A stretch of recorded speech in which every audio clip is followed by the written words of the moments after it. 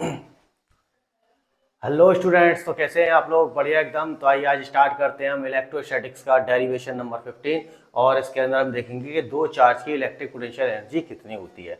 देखिए हम क्या करेंगे, या तो एक चार्ज को सोर्स चार्ज मान लें, दूसरे को टेस्ट चार्ज मान लें, या फिर हम एक चार्ज को रेस्ट पर ला के रख लेंगे पहले से, उसकी वजह से जो इलेक्ट्रिक फील्ड प्रोड्यूस होगा वहां से हम इलेक्ट्रिक पोटेंशियल एनर्जी इसकी निकाल देंगे।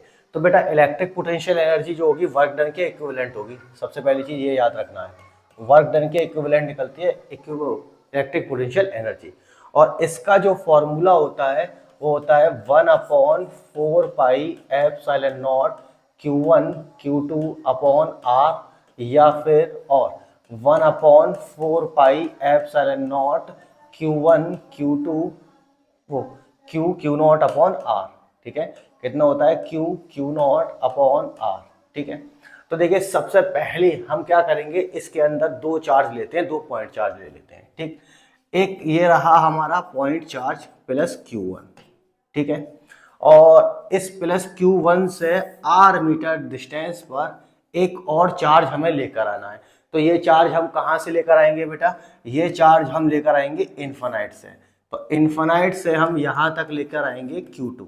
ठीक है, Q2 चार्ज को। और हम जानते हैं कि इन दोनों के बीच का जो डिस्टेंस है, या तो R12 लिख दें या फिर R12 को इक्वल कर दें R के। ठीक है, यहां तक समझ में आ गया।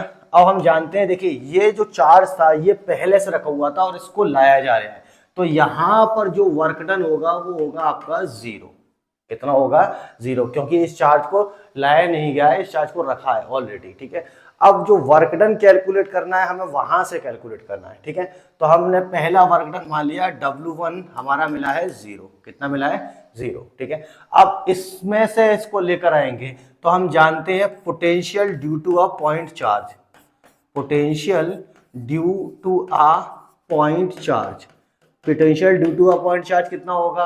तो हम जानते हैं potential due to a point charge होता है सोर्स चार्ज पर डिपेंड करता है, उस चार्ज पर डिपेंड नहीं करेगा जिसको एक्सटर्नल से कहीं से लाया जाएगा। ठीक है, तो V equal to 1/4 pi epsilon naught Q1 upon R12, या R, इस R जो लेना है हम वो ले लें। ठीक है, अब हम जानते हैं तो वर्क डन जो होता है हमारा वो यानी कि पोटेंशियल। ठीक है, तो पोटेंशियल कितना होता है? पोटेंशियल V इक्वल टू होता है आपका W2 अपॉन Q2, अगर हम 2 के लिए निकालेंगे तो, क्योंकि यहाँ पर तो आपका पोटेंशियल 0 हो जाएगा। ठीक है, अब हम जानते हैं इसके अंदर वैल्यू को उठा के पुट कर देंगे। ठीक है, ये हमारा V, ये हो गया इक्वेशन नंबर 2, और ये हो गया हमारा इक्वेशन नंबर 1। ठीक है, अब हम क्या करेंगे, फ्रॉम 1 एंड 2, एक मतलब इससे 1 और 2 की वैल्यू को उठा के रखेंगे तो यहाँ से हमें W2 मिल जाएगा। तो W2 इक्वल टू हमारा कितना हो जाएगा बेटा? V into Q2। ठीक है, और इसको हम चाहें तो ऐसे भी लिख सकते हैं 1 2। ठीक है, 1 2, क्लियर। तो ये हो जाएगा हमारा 1 2 की वैल्यू हमारी कितनी है? 1/4 pi epsilon naught Q1 upon R12 into Q2। तो हमें जो पोटेंशियल एनर्जी आएगी हमारी W2 इक्वल टू कितना होगा बेटा? 1/4 pi epsilon naught Q1 Q2 upon R12। ठीक है, और यहाँ से हमें W1 और W2 दोनों की वैल्यू मिल चुकी है। तो हम टोटल वर्क डन निकाल लें इसका। टोटल वर्क डन हमारा किसके बराबर होगा बेटा? टोटल वर्क डन हमारा होगा W बराबर W1 प्लस W2। ठीक है, W1 की वैल्यू हमारी कितनी है बेटा? 0।